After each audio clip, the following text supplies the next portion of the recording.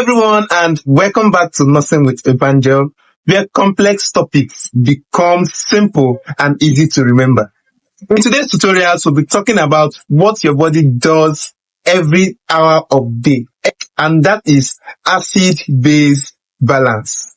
If you're new to this channel, do well to click the subscribe button so you can get notification anytime there is a new upload. So now, what is acid-base balance?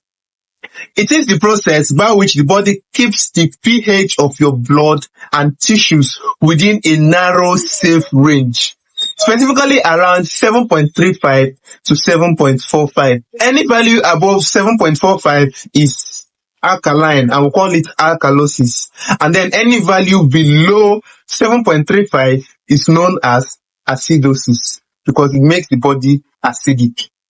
Think of pH as a tightrope walker.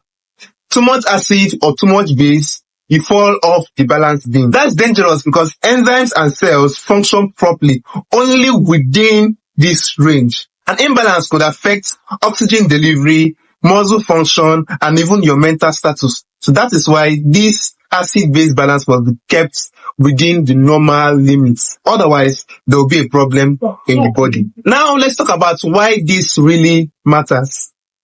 When pH shifts too far from the normal range, this is what is going to happen. Enzymes will begin to malfunction, cells can't metabolize properly, oxygen can't bind to hemoglobin, and the nervous system becomes unstable.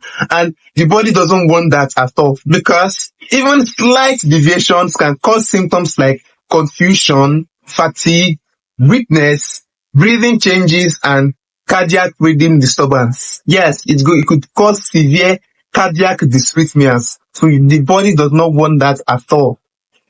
That is why it keeps the acid and base balance in check every time of the day, so that there won't be problem in the body. Now, having known why it is important for the body to keep acid and base within the normal limits, it is important that we see the body's defense system.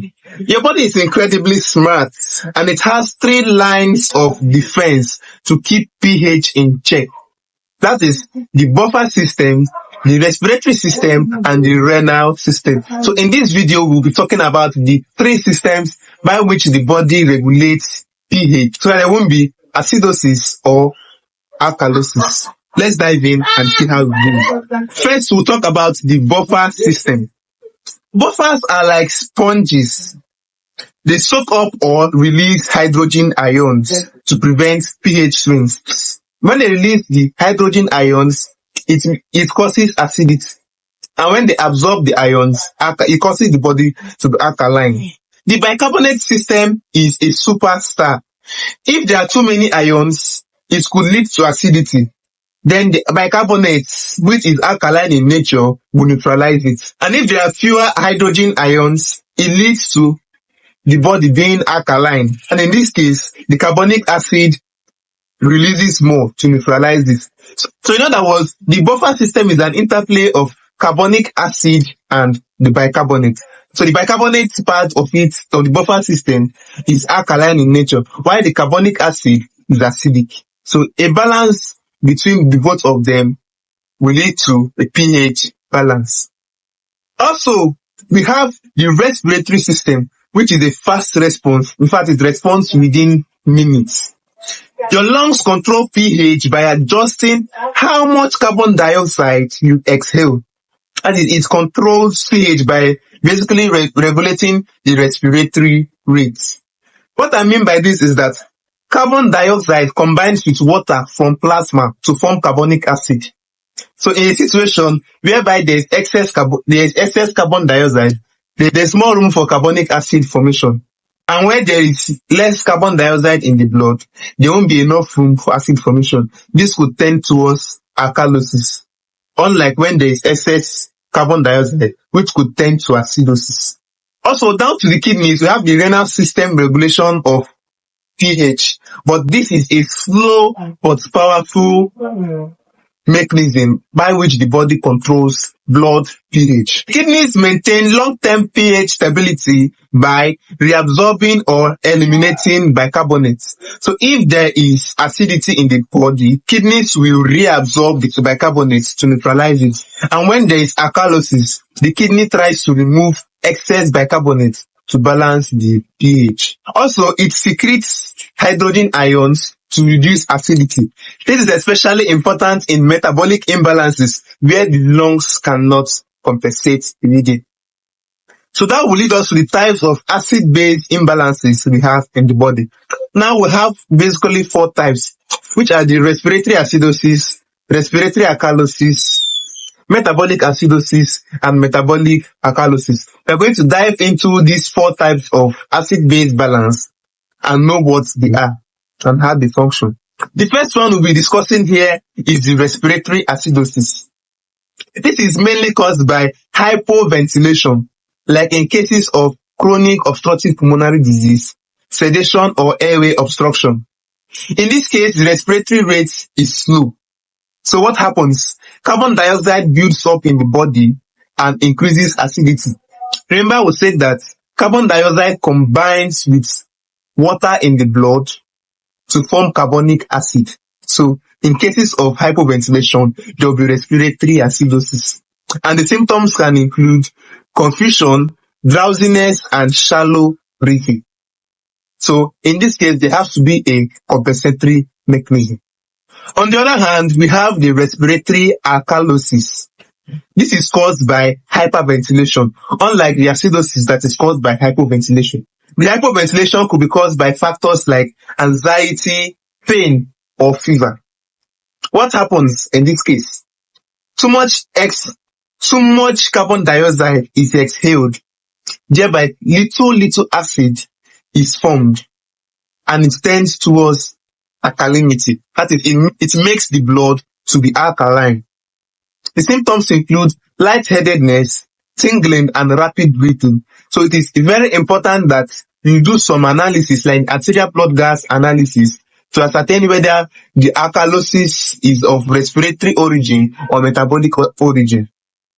We'll talk about that in a subsequent video where we'll discuss how to interpret arterial blood gas levels. Now we have metabolic acidosis. This is caused by overproduction or retention of acid, which could be seen in cases of diabetic ketoacidosis, kidney failure, or diarrhea. In diabetic ketoacidosis, the sugar level becomes too high that the body breaks down fats, ketones, and acids.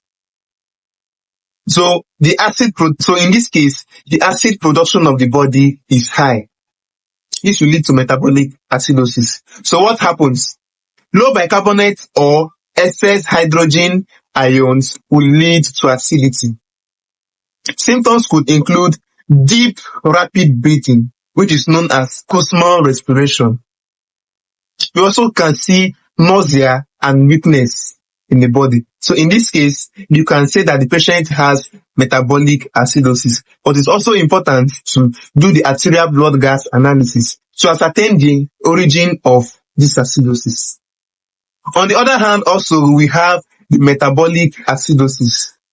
This is caused by loss of acids or excess base in the body, and it's common with vomiting, antacid use, or diuretics. Remember that when diuretics are administered, it increases the urine output, and in this case, acid could be lost. And also in cases of antacid use, the antacid is alkaline in nature to dilute the stomach acid. So when it becomes too much in the body, it will lead to metabolic alkalosis. So what really happens in metabolic alkalosis? There is either too much bicarbonate in the body or loss of hydrogen. Because there is excessive loss of hydrogen, there's not enough hydrogen to produce acids in the body. So the body becomes alkaline. Symptoms include muscle cramps, irritability, and slowed breathing. So you want to watch out for other signs so that you can do your nursing intervention. Quick tip to remember: When there is any acid-base imbalance that is of the respiratory origin, we can say that there is a problem with carbon dioxide. Either the carbon dioxide is not excreting properly or there is lack of carbon dioxide in the blood. When the acid-base imbalance is of the metabolic origin, it is notable that there is a bicarbonate problem. Either is high or too low. Great job, nurse scholars. You've just built a strong foundation in acid-base balance. I'll leave a quiz in the description box so that we can test our understanding. In our next video, we'll take this further and learn how to interpret arterial blood gas results and solve case studies. You don't want to miss out on that. So, got questions or topic requests? Drop them in the comment section. Don't forget to like, subscribe, and share this video with your study group so that members of your study group will benefit from this video. Until next time, stay curious and keep caring.